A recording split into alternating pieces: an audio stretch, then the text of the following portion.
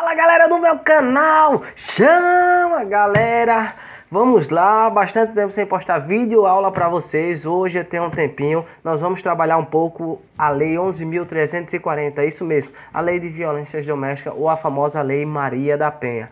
Essa lei ela aparece corriqueiramente nos concursos para áreas policiais, carreiras policiais, concurso para Guarda Municipal, Guarda Civil e Guarda Metropolitana. Com ênfase agora no concurso da Guarda Metropolitana do município de Cabedelo, localizado no estado da Paraíba. E também no concurso da Guarda Municipal de Canoas, no estado do Rio Grande do Sul. Concurso esse que vem sendo esperado há mais de 4 anos e a remuneração é lá em cima. Vamos ao que interessa, sem mais delongas, roda a vinheta! Mentira que eu não tenho vinheta. Vamos para a lei e vamos trabalhar. Gente, o mais importante antes de vocês virem aqui para a videoaula é vocês saberem que somente uma videoaula não vai fazer com que você tenha um conhecimento profundo a respeito do assunto. Ou seja, a videoaula é o básico para que você possa começar a estudar a respeito daquele determinado assunto, seja o direito constitucional, direito administrativo, seja até mesmo português, matemática, informática. E o que é importante?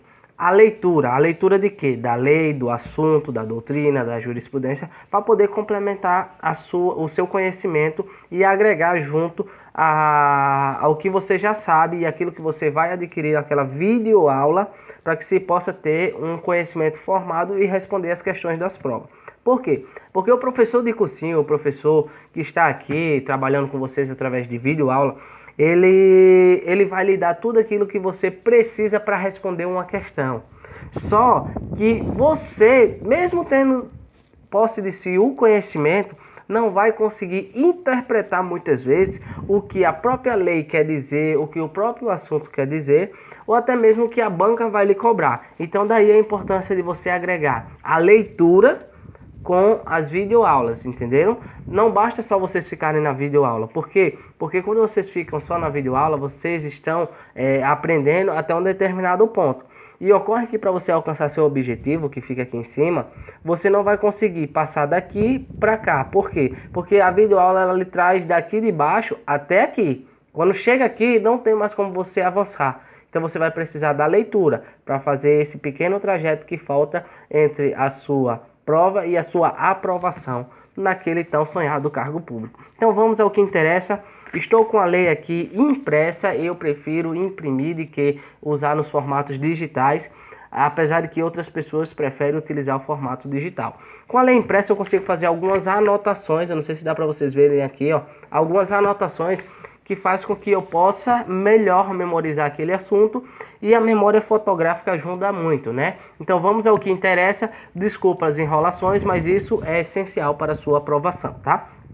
Então, de início a lei vai falar que para que ela serve, né? Ou seja, usando um palavreado mais fácil. Por quê? Porque muitas vezes a gente só lê e não consegue entender e absorver aquilo que a leitura, o que o texto, o escrito ali quer nos transmitir. Então eu acho melhor você ter paciência e ter um pouco do conhecimento daquilo. Se esse vídeo ficar com algumas palavras erradas, eu não vou editar, porque eu perco bastante tempo editando o vídeo, e vocês ignorem isso e relevem, porque eu também estou aprendendo assim como vocês, e acredito que juntos nós podemos aí compartilhar o conhecimento. Não estou aqui dizendo que eu sou melhor que ninguém, muito menos se inferiorizando, mas que juntos nós possamos agregar o conhecimento e aí alcançar os nossos objetivos, tá? Então vamos lá. O artigo 1º vai falar que a lei cria mecanismo para coibir e prevenir violência doméstica e familiar contra a mulher. Ou seja, a primeira parte é nós sabermos para que essa lei existe. Essa lei, ela rege para coibir, prevenir e erradicar a violência doméstica contra a mulher. Mas, violência doméstica contra a mulher está relacionado ao quê? É um rol, é como se fosse taxativo ou exemplificativo. Aquelas pessoas que são homens, que se identificam como mulher, também pode ser sujeitos ativos dessa lei, sujeito passivo. Vamos ao que interessa. As primeiras coisas, quem são os sujeitos para que essa lei aqui, ela se regulamente, para que são regulados por essa lei? Sujeito ativo e sujeito passivo da violência doméstica. Primeira coisa, nós devemos saber que essa lei existe para mulheres. Eu sei que existem os transgêneros, os hermafroditas e outros tipos aí que eles imaginam que são gêneros, mas o STF e o STJ já entendeu que mulher é aquela que nasce com um órgão feminino. Por mais que existam discussões, inclusive acho que foi no estado de Minas Gerais, eu não lembro se foi no estado de Minas Gerais, ocorreu um caso em que uma pessoa transgênero se identificava como mulher e ela entrou na justiça para que seja reconhecido a violência doméstica. E até aí eu não sei como é que ficou o desfecho dessa matéria, mas posso pesquisar se vocês tiverem interesse. Mas vamos ao que interessa. Sujeito ativo e sujeito passivo é o que nós vamos estudar agora. Quem pode ser o sujeito ativo da violência doméstica contra a mulher? Qualquer pessoa, homem ou mulher. Transgêneros, aqueles que se identificam como hermafrodita, transgênero, transexual, seja o que for.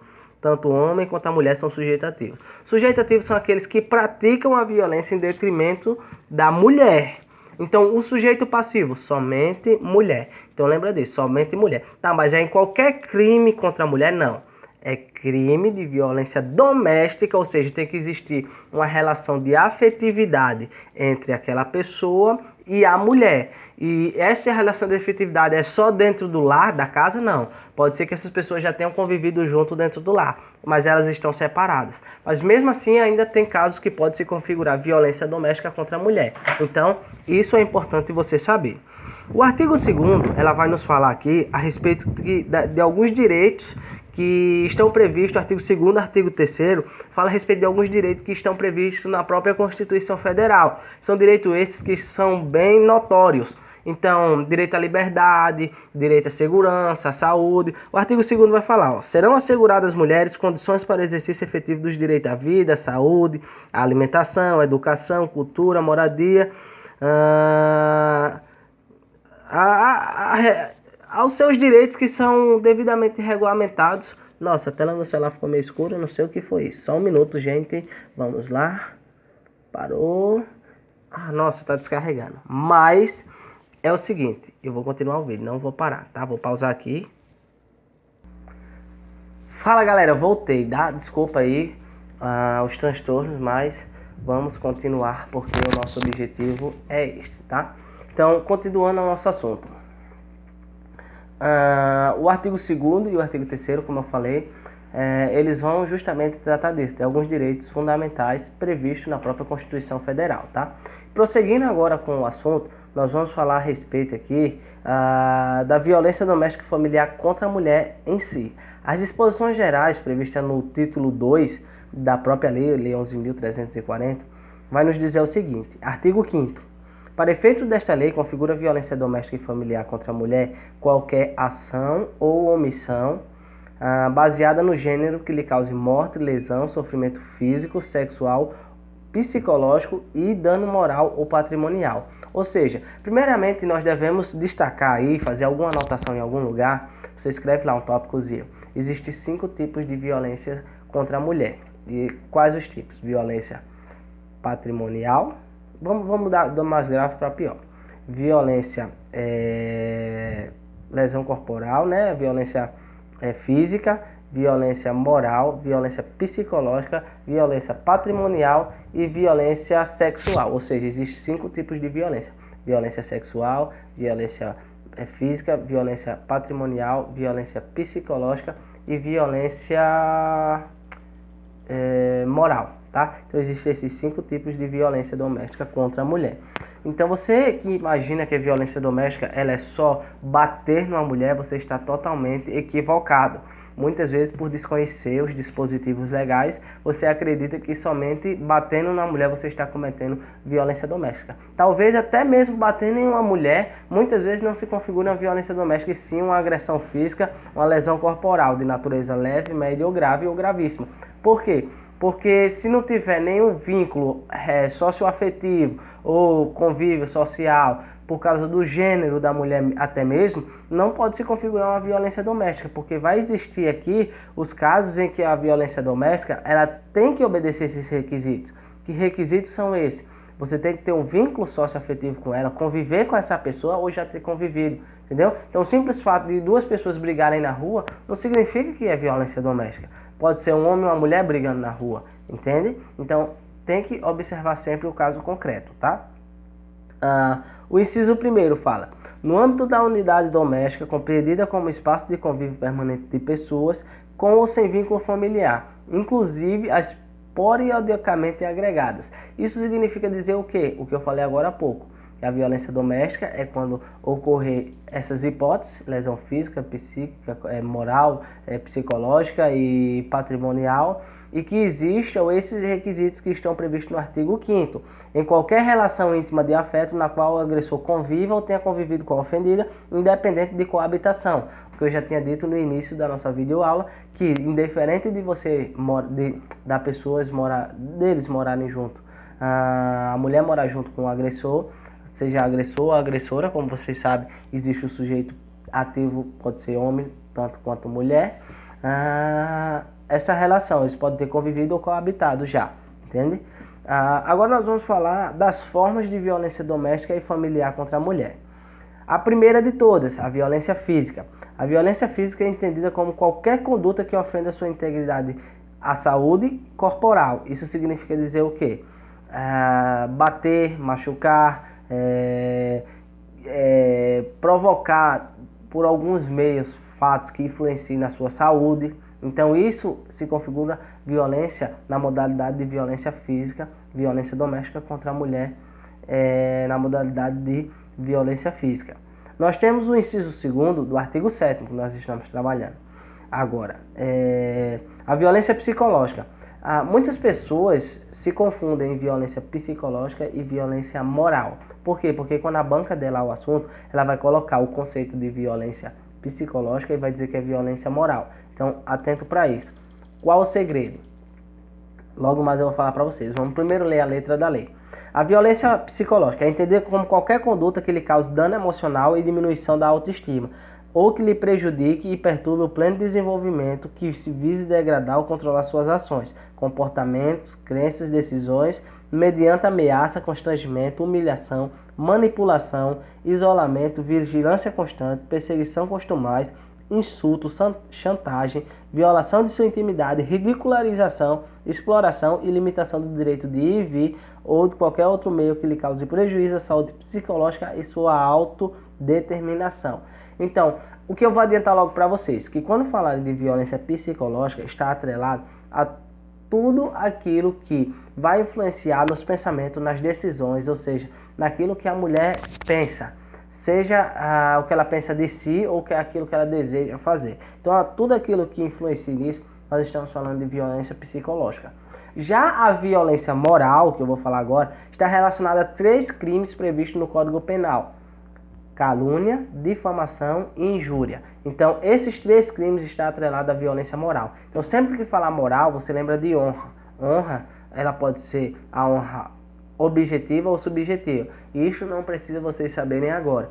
Mas os crimes que ferem a honra objetiva e subjetiva estão previstos no Código Penal. Também aqui previsto na lei 11.340, são aqueles crimes previstos que eles estão previstos no Código Penal com as nomenclaturas de injúria, calúnia e difamação, e eles também estão previstos aqui como violência moral, quando diz respeito à violência doméstica e familiar contra a mulher.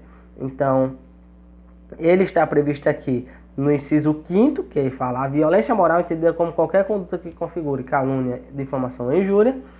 E isso aí é simplesmente aqueles que estão previstos no Código Penal.